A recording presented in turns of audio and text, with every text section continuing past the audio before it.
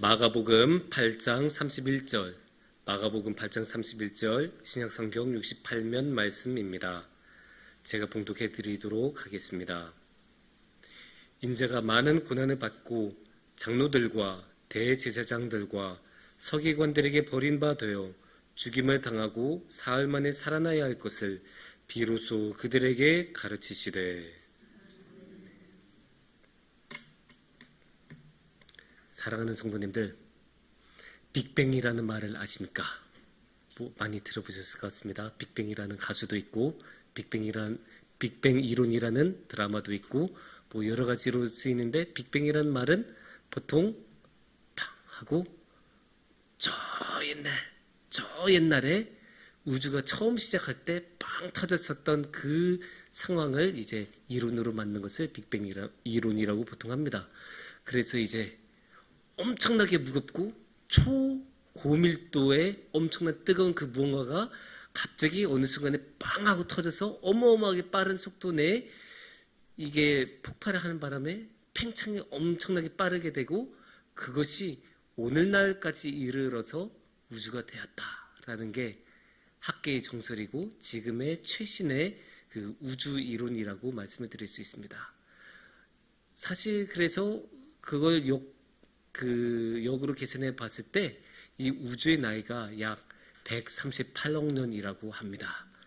사실 도저히 머릿속으로는 이 계산이 안 되는, 감이 안 오는 그런 시간이죠. 사실 1억 년이라는 시간도 어마어마한데 우리한테는 138억 년이나 137억 년이나 별로 체감이 안 돼요. 그만큼 어마어마한 시간 전에 이 빅뱅이라는 것이 일어났고 그렇게 지금까지 왔다라는 게 이제 현재의 최신 이론입니다. 여기서 우리가 자세한 것들은 우리 천문학자들, 과학자들이 이제 연구하실 일들인데, 여기서 우리가 알 수 있는 건 한 가지죠. 저 어마어마한 우주, 저 드넓은 우주, 저 영원할 것처럼 보이는 저 우주도 사실은 영원한 것이 아니다. 저것도 시작이 있다. 저 옛날, 우리는 알 수도 없는 저 까마득한 옛날에 우주가 시작이 되었다. 그래서 우리가 여기서 생각해 보시는 것은, 그렇게 영원해 보이는 이 우주마저도 시작이 있다면 다른 모든 것에도 다 시작이 있다. 이런 것을 우리가 생각할 수 있습니다. 그래서 우리는 모든 것에는 시작이 있다라고 말을 할 수 있을 겁니다. 우리 인생의 시작이 언제입니까? 생일을 우리 인생의 시작이라고 보통 하지 않습니까? 좀 더 정확하게 하면 생년월일이 될 거고요. 또 우리 교회의 시작도 있지 않습니까? 그래서 우리는 교회 창립 기념주의를 기념하곤 합니다. 또 이제 대학생의 시작, 대학생활의 시작도 있을 것이고, 이렇게 언제나 시작이 있는 날이 있고 그 시작의 순간이 있죠. 오늘도 우리는 그런 시작을 맞이한 그런 날입니다. 오늘은 어떠한 시작이죠? 오늘은 사순절의 시작입니다. 근데 사순절은 어떠한 절기입니까?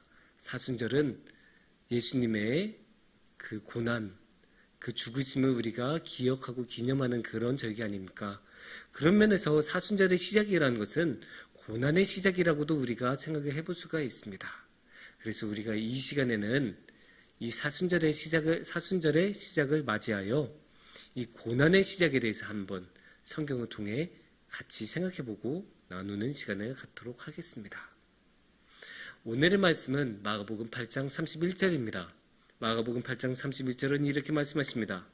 인자가 많은 고난을 받고 장로들과 대제사장들과 서기관들에게 버림바 되어 죽임을 당하고 사흘 만에 살아나야 할 것을 비로소 그들에게 가르치시되.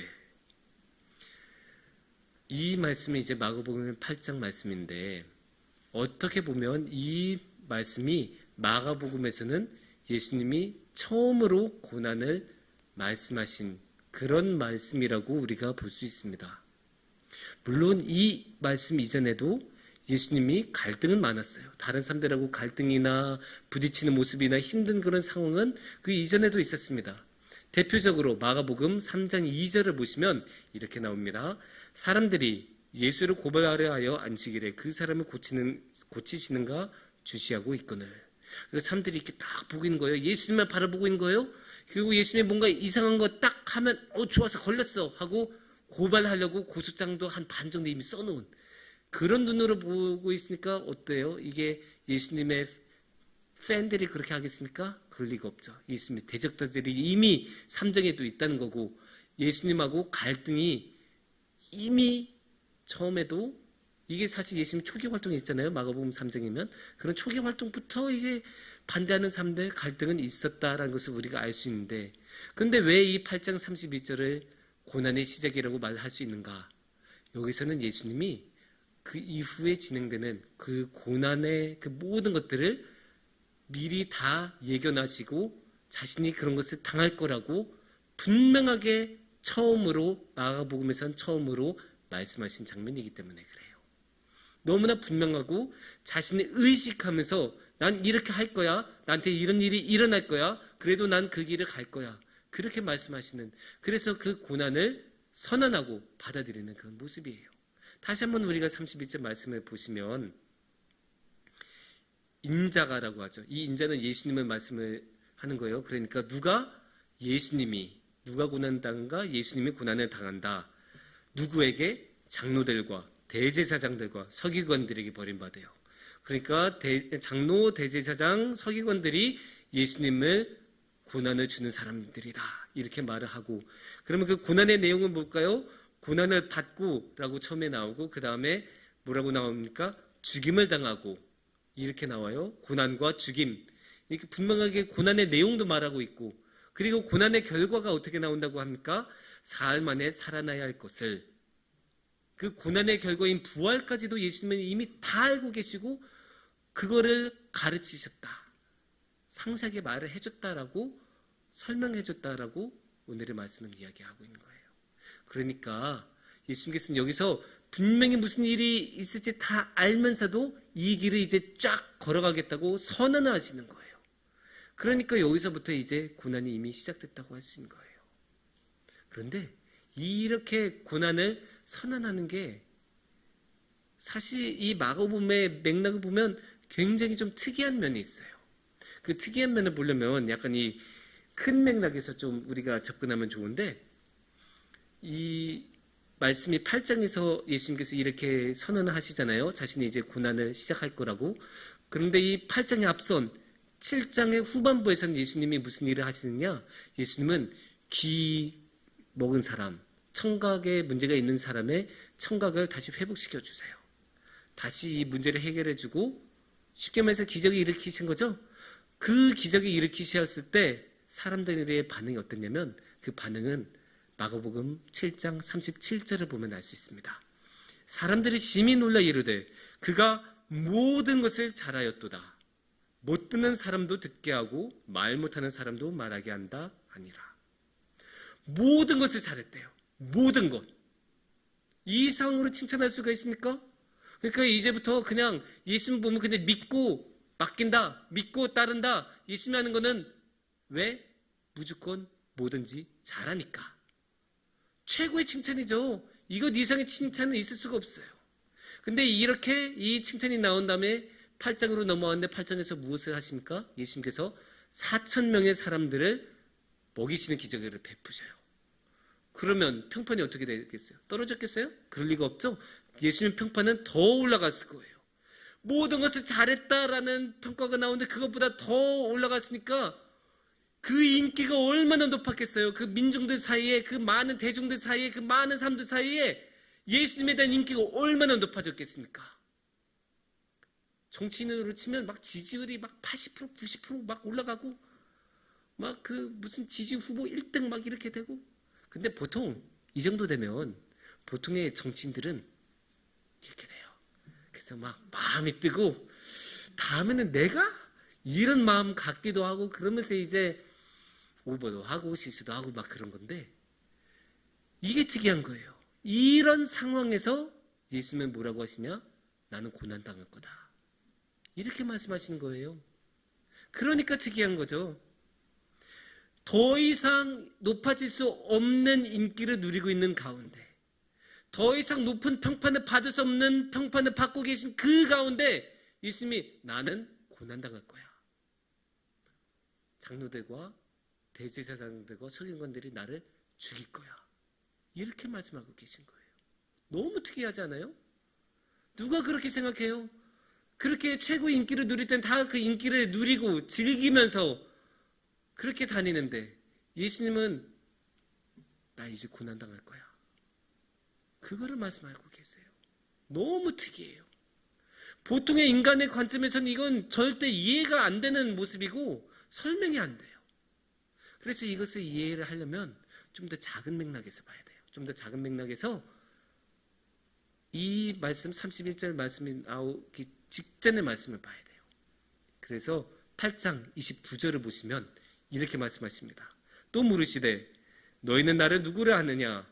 베드로가 대답하여 이르되 주는 그리스도시니이다 하매. 베드로가 예수님에 대해서 뭐라고 합니까? 예수님은 그리스도이십니다. 예수님은 구원자이십니다. 예수님은 우리가 바로 기다리시던 그분 메시아이십니다. 이렇게 말을 하는 거예요. 아주 유명한 구절이죠. 베드로의 신앙 고백으로 아주 유명한 구절이고 여러분도 많이 들어보셨을 거고 신학적으로도 너무나 중요한 말씀이에요. 근데 중요한 거는 이 맥락에서 중요한 거는 베드로가 이렇게 예수님은 그리스도이십니다 라고 고백한 직후에 예수님은 뭐라고 하십니까? 나는 고난당할 거야. 그렇게 말씀하세요. 이걸 문맥에 따라서 해석하면 어떻게 되겠습니까? 나보고 그리스도라고? 그래, 너 말 잘했어. 맞아, 네 말이 맞아. 나 그리스도야. 근데 나는 그리스도로서 이제 고난을 당할 거야. 그렇게 말씀하신 거예요. 이걸 다른 말로 하면 예수님의 핵심, 그리스도의 본질은 고난이다라고 하는 거예요. 예수님의 본질이, 예수님의 가장 중요한 사역이 그리스도의 핵심이 고난이기 때문에 아무리 인기가 높아져도 아무리 평판이 좋아도 고난을 이야기하실 수 있는 거예요. 아무리 인기가 좋아도 흔들리지가 않은 거예요. 왜냐? 예수님은 자신의 핵심이 고난이란 것을 너무나 잘 아셨기 때문에. 그렇기 때문에 흔들리지 않고 그런 상황에서도 나 고난당할 거야 라고 말씀하신 거예요. 그러면 왜 예수님의 핵심은 고난일까요? 그건 우리가 마가복음 2장 17절을 보면 우리가 알 수 있어요. 예수께서 들으시고 그들에게 이르시되 건강한 자에게는 의사가 쓸데없고 병든 자에게라야 쓸데있느니라. 나는 의인을 부르러 온 것이 아니오 죄인을 부르러 왔노라 하시니라. 이 부분은 우리가 밑줄을 몇 번이나 쳐도 모자른 부분이에요. 죄인을 부르러 왔노라. 예수님이 자신의 목표가 무엇인지 정확하게 말씀하고 계세요. 내 목표는 죄인들을 부르러 온 거야. 내 목표는 죄인들을 구원하러 온 거야. 예수님이 너무나 분명하게 말씀하고 계시죠? 근데 예수님은 정확하게 알고 계셨던 거예요. 이 죄인을 구원하려면 고난을 당할 수밖에 없다는 거. 이 죄인들을 구원하려면 저 십자가에 오를 수밖에 없다는 것을 예수님은 너무나 잘 알고 계셨기 때문에 그 고난을 예수님께서는 자신의 본질로 삼으신 거죠. 왜냐? 자신의 핵심 목표가 이 죄인들을 구하는 건데 이 죄인을 구하는 것은 십자가 없이 고난 없이는 절대 불가능하니까. 그리고 왜 죄인을 구하고 싶으셨겠어요? 그 안에 예수님의 사랑이 있기 때문이죠. 예수님은 너무나 이 죄인들을, 아니 인간들을 사랑하셨기 때문에 단 한 명이라도 놓치실 수가 없으셨죠. 그게 비록 죄인이라도 예수님은 놓치실 수가 없으셨어요. 그래서 예수님은 그들을 위해서 기꺼이 죄인을 부르러 오셨고 그 부르기 위해서 기꺼이 그 고난의 길로 걸어가셨고 그래서 그 고난을 자신의 본질로 받아들이셨습니다.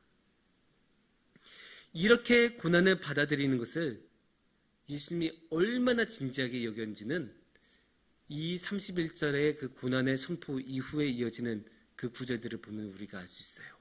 32절과 33절을 보면 이렇게 말씀하십니다. 드러내놓고 이 말씀을 하시니 베드로가 예수를 붙들고 항변하매 예수께서 돌이키사 제자들을 보시며 베드로를 꾸짖어 이르시되 사탄아 내 뒤로 물러가라. 내가 하나님의 일을 생각하지 아니하고 도리어 사람의 일을 생각한도다 하시고. 이것도 사실 굉장히 유명한 말씀이죠. 베드로가 한마디 했다가 굉장히 꾸짖음을 당하는 이 장면, 아주 유명한 장면인데 오늘의 맥락에서는 우리가 이렇게 생각해 볼 수 있을 것 같아요. 그러니까 베드로는 예수님이 고난을 당할 거다라고 선포하신 말씀 듣고 아니 안 돼요. 제가 예수만 믿고 여기까지 왔는데 어떻게 고난을 당하십니까? 뭐 이런 식으로 이야기를 하고 항변했겠죠. 막 뭐라고 예수님한테 대들었겠죠. 그러니까 예수님이 거기에 대해서 뭐라고 하십니까? 에휴 사탄아 물러나. 너는 하느님의 일은 조금 더 생각하고 사람의 일. 여기서 사람의 일이 그냥 사람이겠습니까? 근데 베드로 말하는 거겠죠. 베드로 넌 너만 생각하지? 사람이 말이야. 너만 생각하면 되냐? 하나님의 일을 생각해야지. 이렇게 꾸짖으시는 그런 모습이에요. 이거는 이제 굉장히 유명한 말씀이고 여러분들 익히 잘 하신 말씀인데 이거 오늘의 말씀에서 이 맥락에서 생각하면 또 오늘의 우리의 문화적인 그런 상황에서 생각하면 어떻게 될까요? 베드로는 제자였잖아요. 제자 중에서도 아주 열정적이고 충실한 제자였죠. 그러면 우리가 이 말을 다른 말로 하면 이 베드로는 지지자였어요. 충실한 지지자, 열성 지지자였던 셈이에요. 그런데 우리가 오늘날의 정치의 아주 중요한 특성이 뭡니까? 정치인은 자신의 지지층을 만족시켜줘야 돼요. 지지층이 요구하는 것들 받아줘야 되고 수용해주고 그 기대를 충족시켜줘야 돼요. 어떻게든 이루어줘야 돼요. 그러면 오늘날의 관점에서 보면 베드로가 이렇게 아유 그러면 안 됩니다 라고 말하면 예수님이 그래? 내가 한번 생각해 볼게. 이렇게 나올 수도 있는 거잖아요. 아니면 그래? 네가 그렇게 생각하면 내가 좀 다르게 고난 안 당하고도 하시는 방법을 내가 한번 찾아볼게. 이런 식으로 말할 법도 하세요. 하지만 예수님은 안 그러세요. 예수님은 자신의 열성적인 지지자조차도 떨어져 나갈 만하게 단칼에 자르세요. 근데 단칼에 자른 것도 그냥 자른 게 아니고 가장 극단적인 단어를 사용하시면서 뭐라고 했습니까? 사탄이라는 말까지 쓰잖아요. 아니 이 정도면 상처를 안 받는 것도 좀 이상할 정도예요. 아니 예수님이 갑자기 나한테 사탄이라고 말하면 그거 상처 안 받을 사람이 어디 있습니까? 하고 베드로가 다음날 짐 싸고 도망가도 이상하지 않을 만한 그런 말을 예수님이 사용하셨는데 그런 말을 사용하실 정도로 예수님은 단칼에 베드로의 그 요구를 묵살해버리신 거죠. 이게 사실 놀라운 거예요. 요즘 우리는 그냥 평범한 인간관계에서도 이렇게는 안 하는데 심지어 열성적인 지지자한테 이르신 거예요, 예수님은. 근데 또 생각해 봐야 되는 게 예수님이 방금 전에 뭐라고 하셨어요? 이제 나 고난을 당할 거다라고 말씀을 하셨잖아요. 그러면 우리의 일반적인 그런 생각이라면 이제 고난을 당하니까 자신의 편을 한 명이라도 더 늘어야 될 것 아닙니까? 한 명이라도 더 늘려서 그런 어려운 고난을 당하고 어려운 일을 당할 때 어떻게든 헤쳐나갈 수 있을 만한 그런 자신의 편을 만들어야 되는데 예수님이 그렇게 하셨습니까? 아니에요. 예수님은 새로운 편을 만들어내기는커녕 이미 자신이 있는 자신의 편조차도 떨어져 나갈 만한 그런 말씀을 하셨어요. 왜냐? 예수님은 고난을 너무나 중요하게 여기셨기 때문이에요. 예수님은 고난이 자신의 본질이란 걸 너무나 잘 아셨어요. 그렇기 때문에 예수님이 그 고난이 뭐라고 하십니까? 하나님의 일이라고 하지 않습니까? 고난을 당한 게 예수님께는 하나님의 일이에요. 그래서 그 고난을 당하지 말라고 하는 저 베드로는 하나님의 일을 못하게 하는 방해꾼에 불과하게 되는 거죠. 그러니까 예수님은 단칼에 잘라버리고 하나님의 일을 하겠다고 강력하게 선언하고 계신 거죠. 이만큼 예수님은 고난의 진심이었고 자신이 맡은 그리스도로서의 사명, 죄인을 구원하겠다는 그 목표 너무나 진지하게 여기셨던 것을 우리가 알 수 있는 거죠. 자신이 이제 앞으로 어떤 고난이 닥쳐와도 그 고난을 함께 헤쳐줄 그 제자 하나마저도 나가 떨어질 만큼 그렇게 강하게 나는 그래도 이 고난을 걸어가야겠다. 그렇게 말씀하시면서 예수님께서는 이 고난의 길을 걸어가시기 시작하십니다. 사랑하는 성도님들, 우리 삶에는 참 많은 고난이 있습니다. 그래서 그 고난을 겪을 때마다 당연히 괴롭고 너무나 힘들고 어렵고 지칩니다. 하지만 우리가 또 생각해야 되는 게 이 고난에는 주님의 뜻이 있습니다.